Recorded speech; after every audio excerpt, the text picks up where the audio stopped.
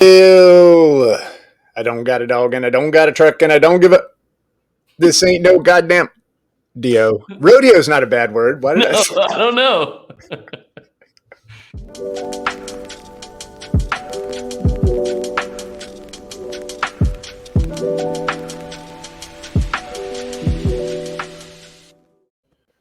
Gene, What's happening, my friend? see the new title card? Yeah, you got a new sponsor. You got Parallax, right? Now, we've had Parallax for a long time. Parallax, freaking awesome. If you're running your shop, you need Parallax to take a look at how you can be running it better, smoother, better insights in the future. Gene, this is an infomercial. Go for it. Look, just get parallax.com. Okay. But we got Punch List, right? Punch List, which I mentioned before, coming on as new sponsor. You got the card out there, and I got some news about Punch List. You know what happened? It's free now. I saw that. So there you go. Yeah, man. What's going on, Gene Crawford? How are you, sir? Doing good. I'm in a different thing. The studio You are is closed today. We're doing some construction in that location. It was a little loud, so I had to. You're doing some construction, or construction's going on? Because Well, when you told me on the going phone, on. you were like, "These jerks are just," and I was like, "I don't think he hired those people." Is that They're what? loud. They're very loud. Is that what happened? Yeah, they're very loud. Gene, have you ever considered construction as an alternative revenue source for period 3? I considered washing cars. Actually, your margin may be higher. I think it is. Yeah, it's easy to overcome a negative margin, and it's like the sky's the limit. Right. So that's what this episode's going to be about: is alternative revenue streams. You know, we've been talking a lot about the bad stuff, about how we can't hire people, our good people to leave, blah blah blah. You know what? Wah. Let's move on from that. Says the guy who doesn't run a shop anymore. Just act like it doesn't happen, and do it. It'll still happen, but at least nobody will bug you while you're drinking on the toilet. Okay. But alternative revenue sources, this was something that came up in the community a couple of weeks back. It was a newsletter that we did. And you know what? I think it's a great thing to do right now. If you are struggling to get your regular stuff done, what can you do that can be recurring revenue? What can you do with the current team that's not overly disruptive? Right. And, talking with some people in the community, looking at those conversations, we came up with a list of some stuff, Go for it. Oh, no. That's it. I know you read the newsletter like it were a newsletter, but but one that a friend wrote. So I'm going to say, let's start off with packaging current services, right? Right. Like things that you do anyway, but you just put a nice little bow on it. We did that at period 3 is the name of We your did shop. that at the shop. Thank you. I'm forgetting. You're welcome. It's taken a while. It's honestly, it's taken about 2 years.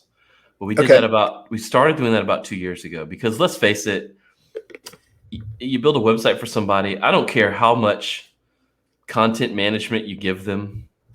I mean, there's a certain size business that they're going to do their own thing.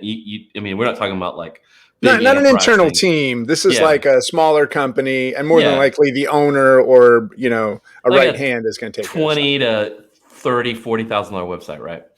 Okay. They're gonna call you. They're gonna be like, put my blog post on my page for me. I forgot. Like, it's gonna happen. And also, let's say it's a WordPress site or whatever. There's shit you're gonna have to do on that thing constantly. Yeah. And you don't want to be like, well, I gotta update all this crap. Can you approve 5 hours? Yeah. I mean, that's just a waste of time. So we sort of packaged that. We call it white label service, whatever you want to call it. Was it white label? No, white gloves. If it's white label, you're going to act like somebody else is doing it, which also isn't a bad plan if you're not very good at your job. No. We'll still do the work. We just want to tell people you did it. Yeah, right. No, white glove. So it's like white glove service. I used the wrong term there. And it's slowly, it's like, we're small. There's only like 3 of us, but like it covers our payroll. Well, that's awesome, man. So maintenance plans are definitely one of those. And there was somebody in the community, I can't remember who shared this, but they said that they basically started giving like the first month of the maintenance plan for free. Like when somebody signed, they would say, hey, and if you sign today, but they would just basically say, hey, and we do have a maintenance program. We know that can be at the beginning of a relationship. You're not really sure. Oh, is that what I want? But we're going to go ahead and give you 1 month of that just so you can see what it's like. And I think they said they had like a 60%, 70% conversion rate after that. We've never had anyone turn it down. No. Well, and I'll tell you, the other thing about maintenance plans that I think are great, if you are part of a team that's a little bit bigger or growing, maintenance plans, like maintenance work, can be a great place to put somebody who's just starting out. So you can kind of see what kind of chops they have, right? Like, yeah, you interviewed them, you saw the work they did. But when you do work in a web shop, there are other people involved all the time. Mm-hmm. And you don't know who was there that said this, and this need to be changed, or, oh my goodness, did you see what you did here? So putting them on maintenance, I think, is always a good way to go. And just like you said, we would do maintenance, but hosting was required. We wouldn't maintain anything in an environment that we weren't in charge of. Nah, that's not going to happen. For $2 million a month.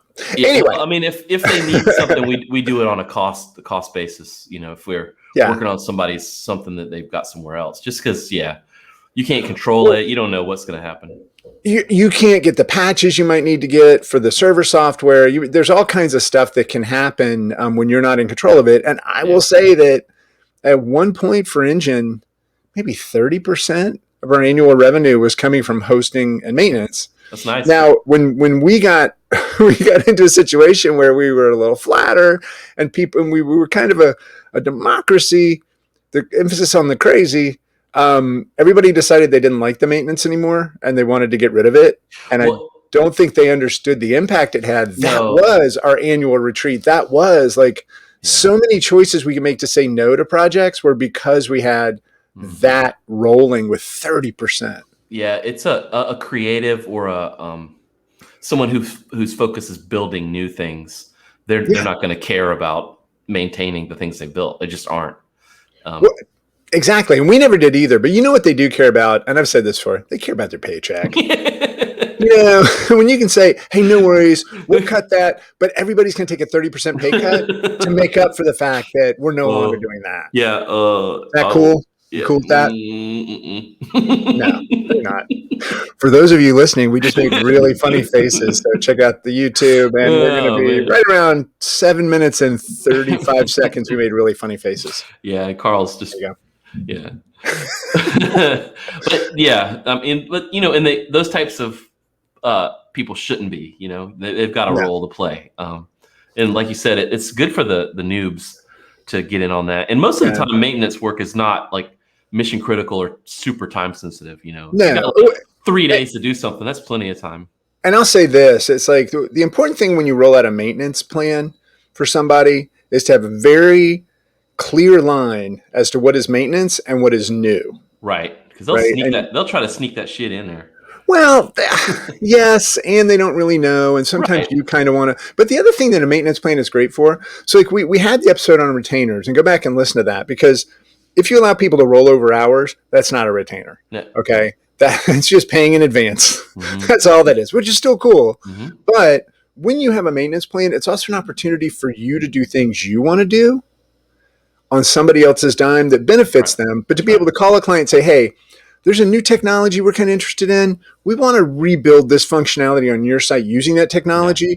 Normally, that would be like a new cost that wouldn't be covered under maintenance. But if you're cool with it, we're just going to start doing we'd like to do this. And these are the benefits you'll see. And then we'll be able to share with people that, we're doing this now. Yeah. And they almost always say yes, because also make sure you're never working on a live site.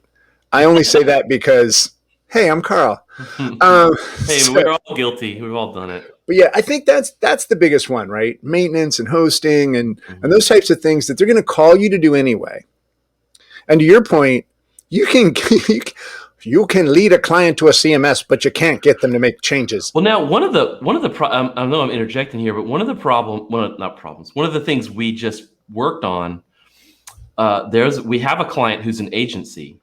Okay. And they did this for their clients who were like municipalities or whatever. What do you call them? Like energy provide. They provide like what is A that called? utility? Yeah, thank you. God, they're like utilities. I'll be here the whole next 20 minutes. So all these utilities that they work with, and they were basically doing the same stuff for them, right? So you market utilities the same way in every city, right? Pretty much. I mean, you've got a dedicated footprint. It's not like same, it's a billboard's a occasionally you billboard, might right? have multiple, but most of the time, yeah, it's monopoly. So they started like selling kind of like marketing, like what we're talking about maintenance, but like marketing. So they would like sell them a big billboard design, and then they would like put these little packages together about like, well, here's what will change over the next year, or whatever. So they sort of systematized all that, and then they turned it into an actual service where we built. This is what we built for them, like a site where their clients can log in and get pre-made stuff, kind of like pre-made stock imagery stuff. So they were able to sort of take that, like in their world, what equates to maintenance in our world, they were able to actually turn it into a business, and that business they're kicking ass with it.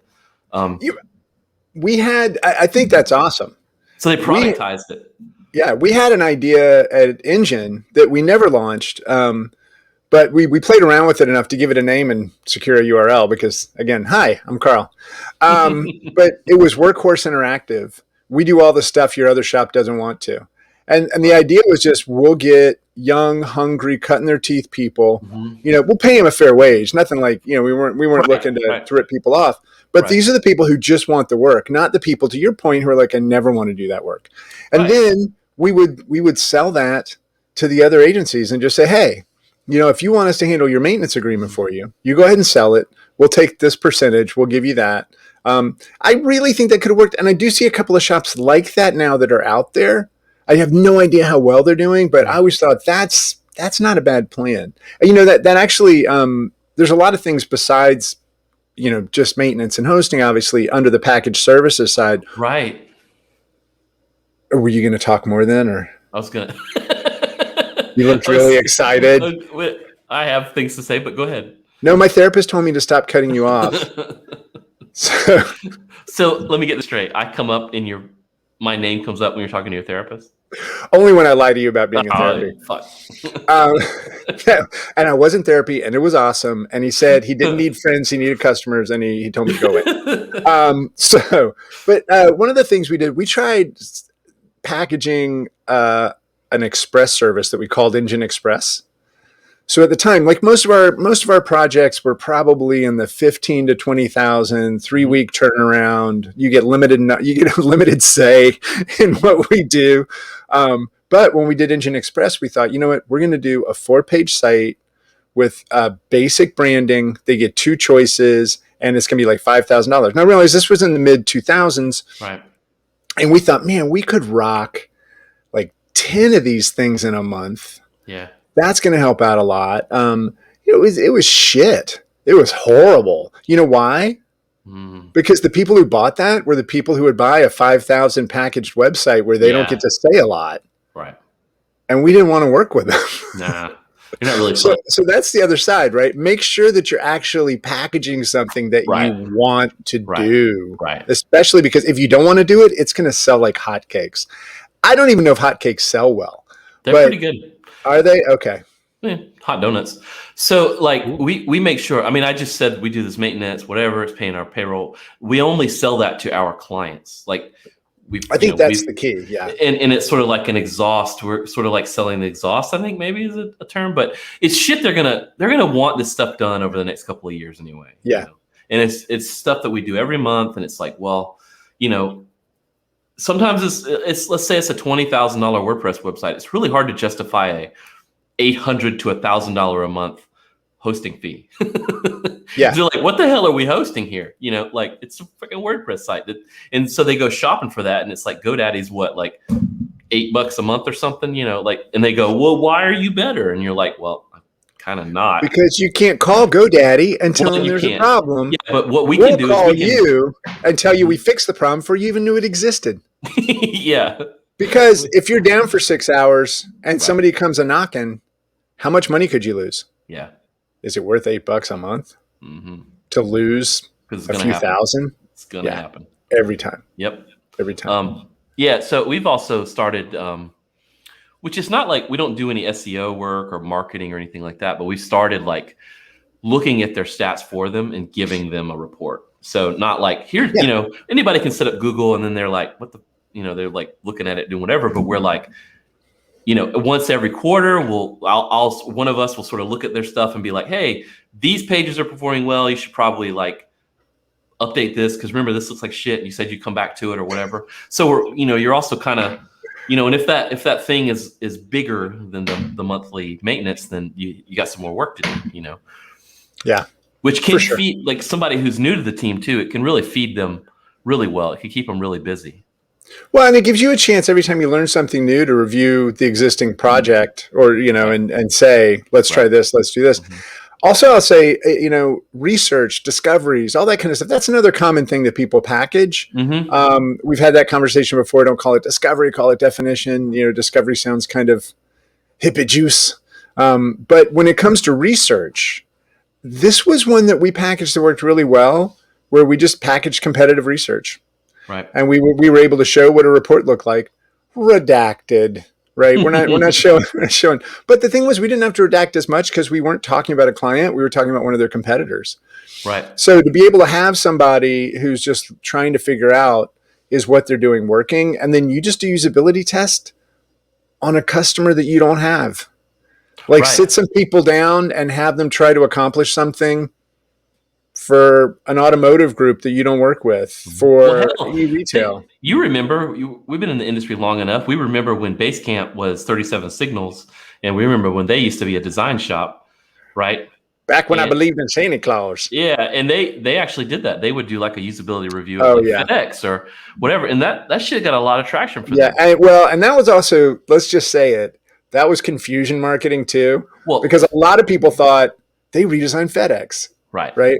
Which I appreciated and also ripped off. Like we started doing that stuff too. Because we all did whatever they did. That's right. But I will say that, when we did the usability testing, it wasn't like saying we redesigned it. It was saying we sat 40 people down. These are the things they can do, can't do. This is what they like. This is what they don't care for. And what was great was it could save a potential customer. Like if we were going to work with them, a $60,000-$70,000 feature that they thought their competitor had that everybody loved, because they then find out people hate that. People don't use that. And you just liked it because you didn't have it. And you thought, they just launched that thing. They're promoting that thing. We should have that thing. The reality is nobody wants it. Yeah. So packaged services, that's a good way to go, Gene. I think it is. Yeah. How about something completely different? All right, Monty Python, what do you got? Well, I mean, we're talking about sort of reselling or figuring out how to sell things we do in a different way or whatever, basically. Yeah. How about doing something completely different, like turning your office into a co-work? Oh, you know what? That was a popular thing. Now, when we went distributed, we did have people that wanted to come in and start working there. Again, it felt like a whole different level of something we weren't familiar with. Yeah. So we didn't do it. Yeah. But you did it, right? So how did that work out? We did. Well, we now have 2 locations and they're nothing but co-works. So I think it can work out. It just depends on where you are and how you approach it, So what were the benefits of doing that? Well, right now, we reap the benefits in that SoCo itself has a lot of people who work in there that do the same things that we do, but on a smaller scale. They're all freelancers. I mean, we've had a couple of companies rent large portions of it, and they're for those, they're sort of insulated. They're doing their own thing or whatever. They're not necessarily competition, but they're not going to like freelance with us. For the most part, freelancers, writers, videographers, front end guys, developers, which creates a really good network for us to staff out projects, to the point where, 3 years ago, we were like, why do we even have employees? Like they're basically doing the work. Our employees hang out. Was this in an all office meeting? You pulled everybody together and say, hey, I appreciate everybody being here. We're trying to figure out why are you here? No, not at all. Not at all. Well, and it's also an event space, right? Yeah. And you can, I mean, you sort of rent it out to the local community for events and stuff. It works out really well. So how does that work for you in terms of like your revenue? Like how does it enhance your revenue? Well, it's turned into a completely separate business, Have right? to, yeah. It's a completely different business. It has its own employees and management and stuff like that. But in terms of period 3, we work directly with the members of the community, and they are unlike I mean, since COVID, everybody's been kind of distributed or whatever. Because this is how shit is now. But it's like having a team that's literally all sitting together in the office, but they're freelancers or whatever, and they work together, and they it all kind of works because of the close proximity. It removes a lot of the anxiety from working like staff on a project with nothing but contractors, because they're all there together. They all know each other. They go to the same meetups, and it's pretty. So it's a separate company, but you own the other company. Mm-hmm. So if you look at it, I love that smile. You're like, mm-hmm. So when you look at it that way, then in terms of the time required for you to manage it and the revenue that comes back to you personally or to that team, mm-hmm. is it worth it? I mean, you're obviously happy about it, but it's worth it. So this gets to diversifying, right? Like totally launching something that's not digital services, that's not building a digital product, that's all of that stuff. Right. I think that's amazing if you can do it. I mean, if you look at Dusty Gullison from eResources, he owns buildings. Like he buys the buildings that his businesses are going to be in.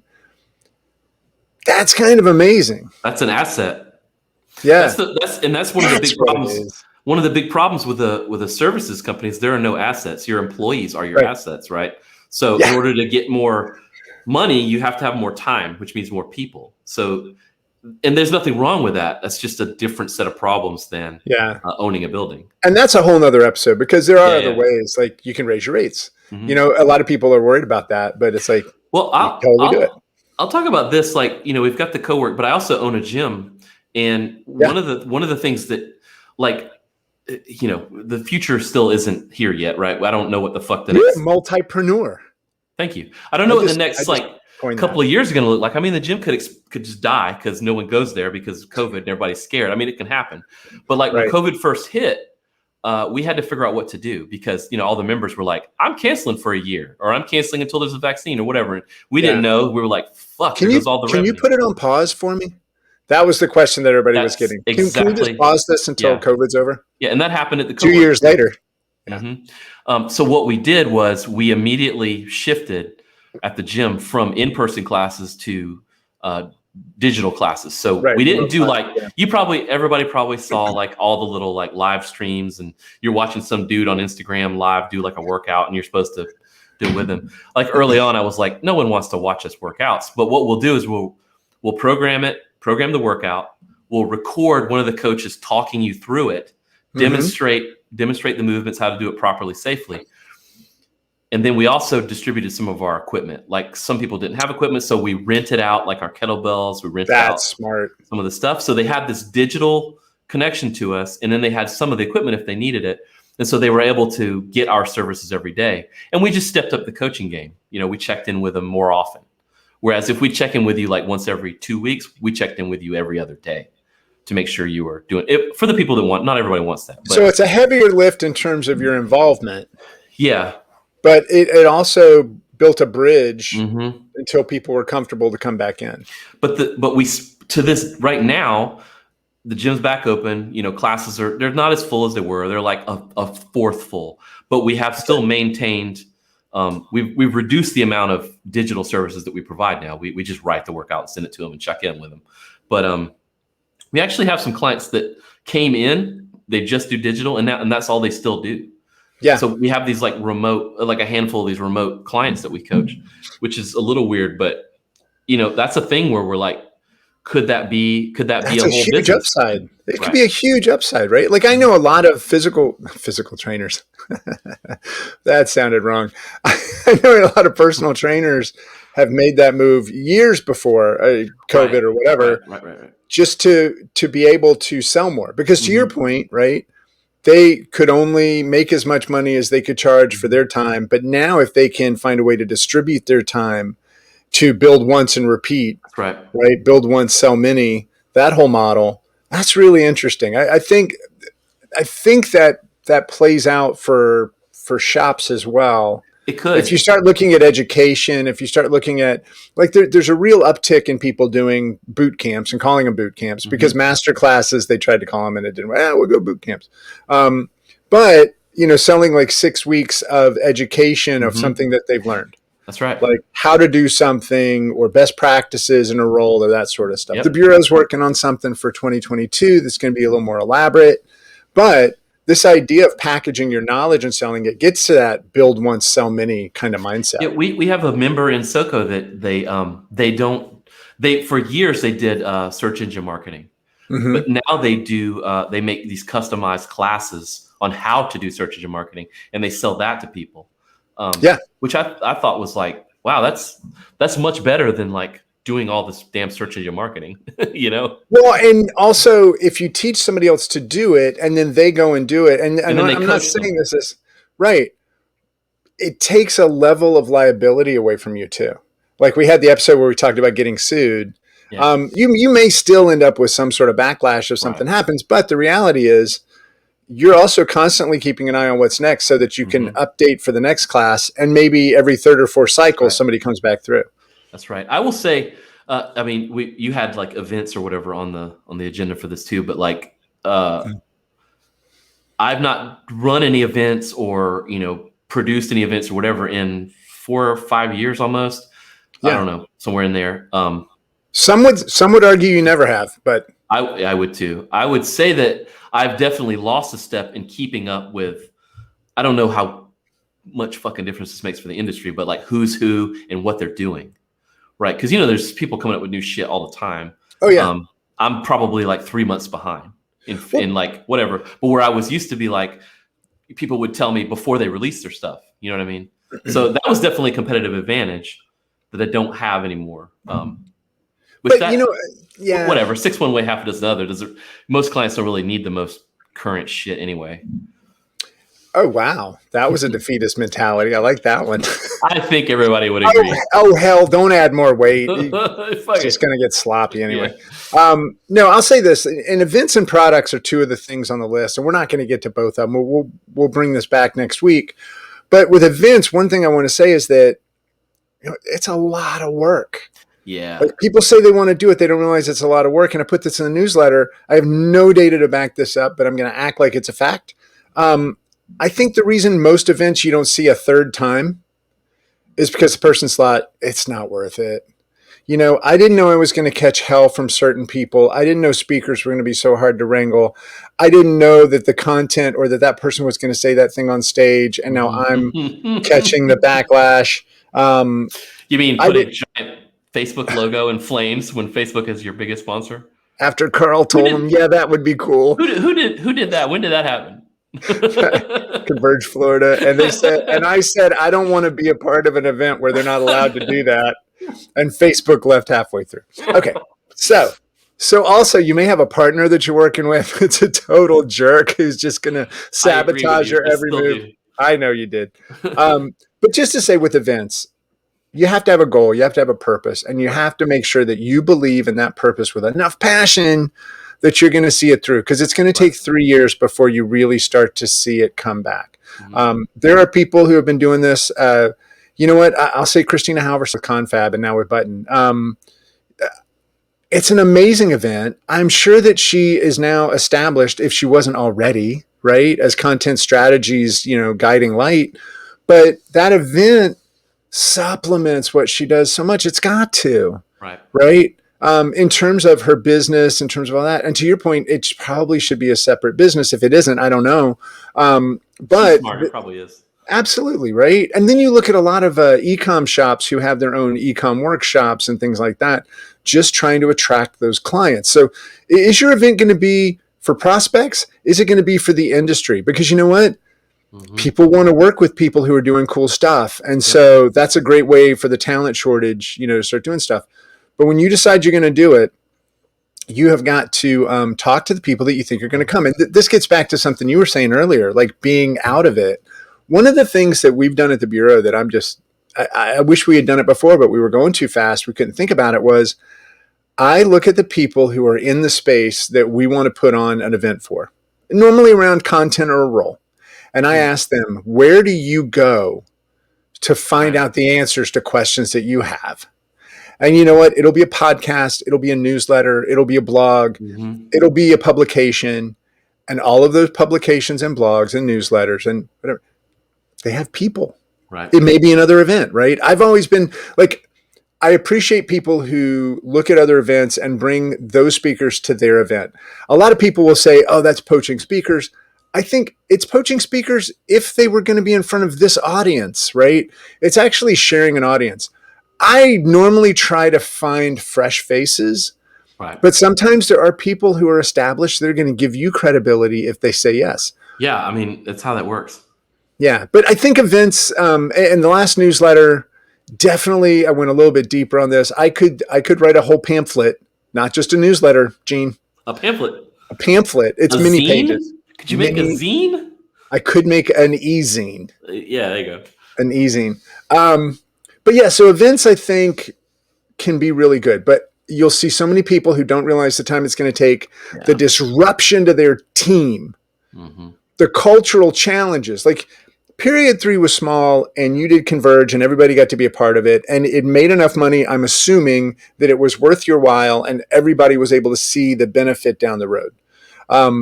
What I'll say is that if you are a shop of like 20 or 30 people and you carve out a team of 5 to put on an event, you're going to have 15 people that get sick of hearing about all the cool stuff. Yep. And they're going to be thinking, you know what, I'm paying for them to do that. I'm working hard so that they can talk about the cheesecake tray that they're going to roll out and everybody's going to love them. And they get to go on stage and take a bow. Yeah. And meanwhile, no, have you ever been to an event where they go, and I'd like to thank all the people back at the shop doing my job for me? Yeah, nope. No, I think it might be part of the reason India broke up, honestly, right? Like there were a lot of things, but one was I was traveling all over the world on stages talking about how cool we were when I wasn't even there. You don't even know who we are anymore. I mean, honestly, it's when I look back on it, I wish I had done better. I wish I had treated the team better. I mean, I wasn't like a jerk, but it's just one of those things where I was pulling in a lot of work. And just kind of mailing the work over and saying, hey, I'll be in town in 2 months. Yeah, I want to see Romania is awesome. So, yeah. Right. But, Gene, I know we're coming to the end. We'll hit products next week. Maybe circle around events a little bit more. Because I've got a ton of failures in trying to create products. So many product failures because we were all told it was easy. It's not. But you know what? I do have a hot take, Gene. I don't know. I want to show off my whole shirt. That's a good shirt. I don't know. Hero for hire. That's right. Luke Cage. Him and Jessica, man. What a pair. Hot take. I don't know the first time I heard this. It may have been even way back in high school or something. But the grass is always greener where you water it. That's good. Well, and it's true, right? The grass is always greener on the other side of the street. Whatever. That just saying that because your neighbor has a sprinkler system installed. Until you get over there and you go, oh, look at these brown patches. But But I just want to say, it's like when you start looking at packaging services, you start looking at alternate revenue sources, all this kind of stuff. If you put a lot of effort into it, it's going to be successful. So ask yourself, when you're looking at your digital services, the stuff you're doing now, are you putting the right amount of attention into it? Are you giving it the love it needs, or have you fallen out of love with it? Because a lot of times we've been doing something for so often, and then it just comes around again. We're like, oh, I'm burned out on this. And you decide to do something new and it seems really successful. That's because you're giving it attention. So Gene, the grass is always greener where you water it. That's a good one. That's a t-shirt. That is a t-shirt. All right. It's a long one. It's all right. Bye, everybody. I froze.